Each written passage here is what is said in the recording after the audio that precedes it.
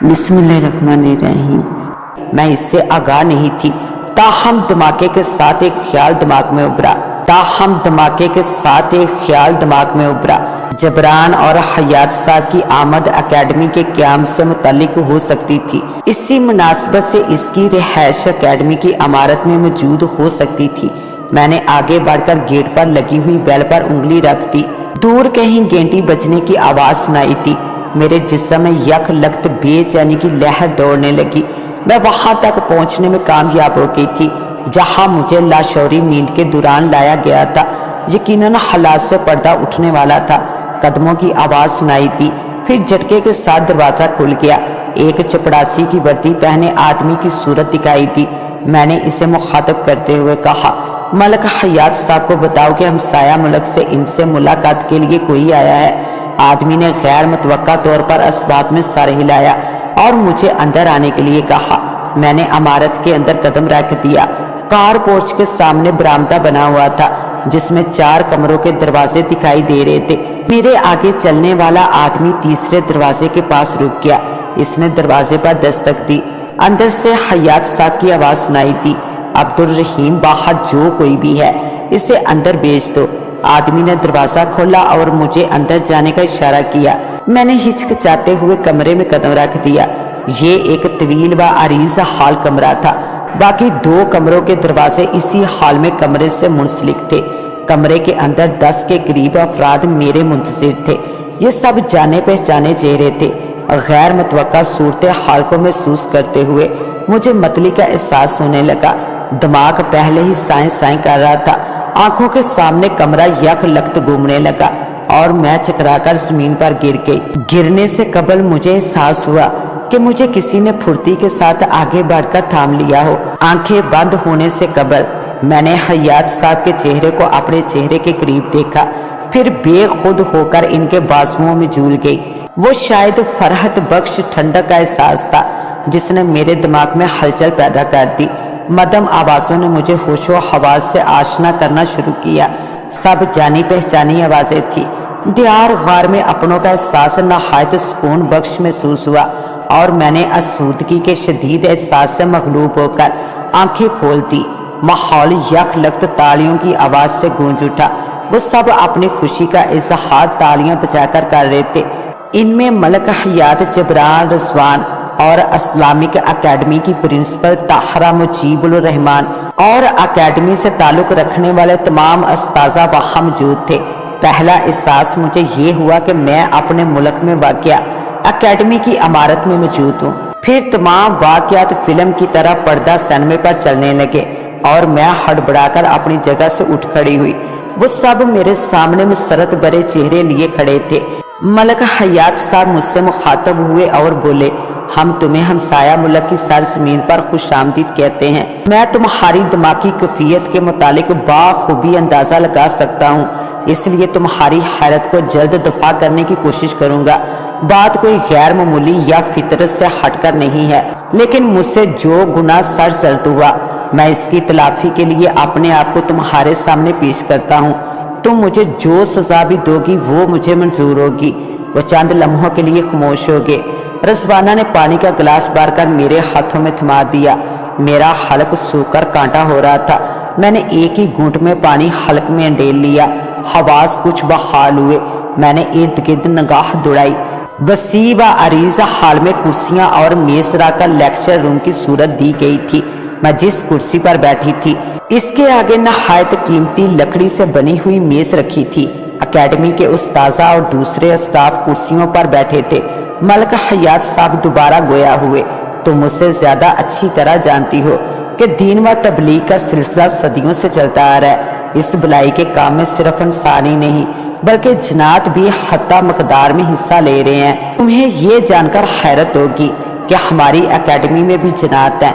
ये इंसानों के अलावा गैर मुस्लिम जन्नात पर भी तबलीग में हमारा साथ दे रहे हैं। इन गैर मुस्लिम जन्नात की तादाद हमारे मुल्क की निस्बत हमसाया मुल्क में ज्यादा है। ये हमारी तरह सोचो फिक्र और हालात व वाक़यात को अपने लिहाज से इस्तेमाल करने की सलाहत रखते हैं। हिंदू जन्नात में शर पसंदी ज्यादा होती है।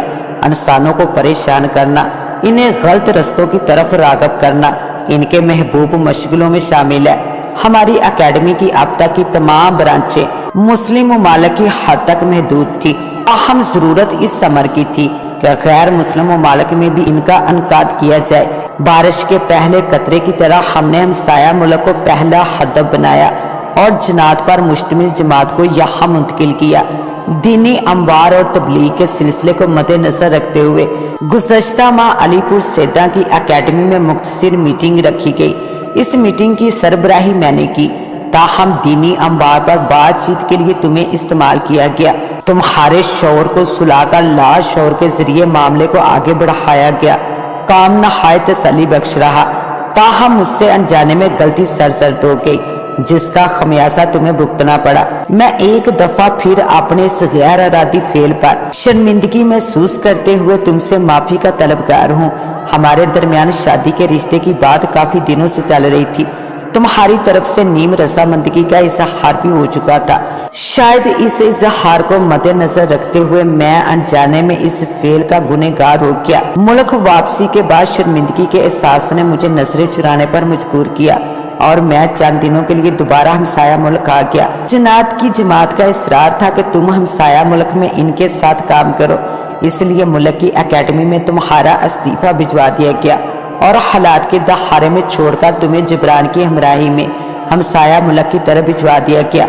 मैंने फट पड़ने वाले लहजे में इनको मुखातिब करते हुए कहा, दीन व तबलीग के खूबसूरत सिलसिले के दरमियान आपने जो शर्पसंदी की इंतहा की है, मेरे ख्याल में आपके इस अकदाम पर शैतान बहुत खुश हुआ होगा और इस फेल से निगाहें चुराने के लिए आपने मुझे बीच मंच दहार में अकेला छोड़कर फरार होने को तरजीह देकर मजीद दोगलेपन का मुजाहरा किया। मैं इसके लिए आपको तमाम जिंदगी माफ नहीं करूंगी। एकेडमी की प्रिंसिपल ताहरा मुजीबुर रहमान अपनी जगह से खड़ी होती हुई बोली, टीचर बिस्मा इंसान खता का पुतला है, इसलिए इससे गलती हो ही जाती है। अगर ना हो तो फरिश्ते और इंसान में फर्क ही क्या रह जाता है। हजरत आदम अलैहिस्सलाम से जन्नत में गलती सरजद हुई और दुनिया में जिंदगी का आगाज हुआ। कबील और हबील से अपनी बहन का कत्ल हुआ। शर्पसंदी के सिलसिले को तवक्कात मिली, ताहम माफ कर देने की जो फजीलत इस्लाम में है, इससे तुम अच्छी तरह वाकिफ हो।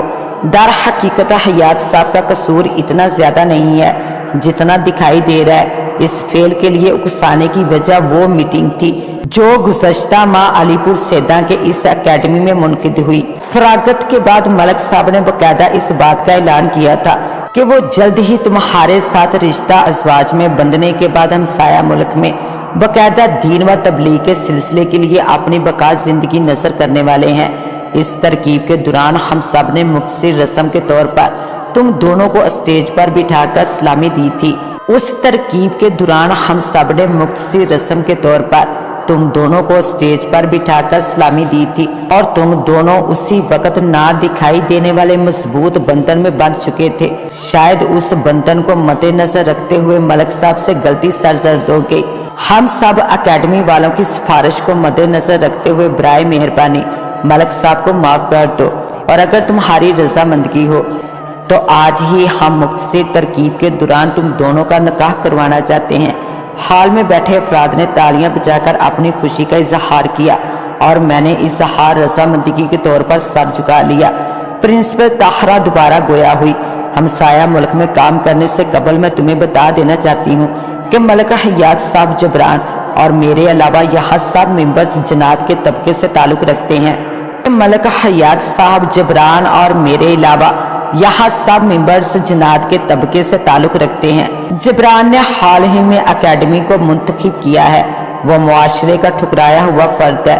तुम्हारी इस्लामी तलीम ने इसे बेहतर रास्ते के इंतखाब में मदद दी और आज वो हमसाया मुल्क में हमारे साथ दीन व तबलीग के काम का आगाज करने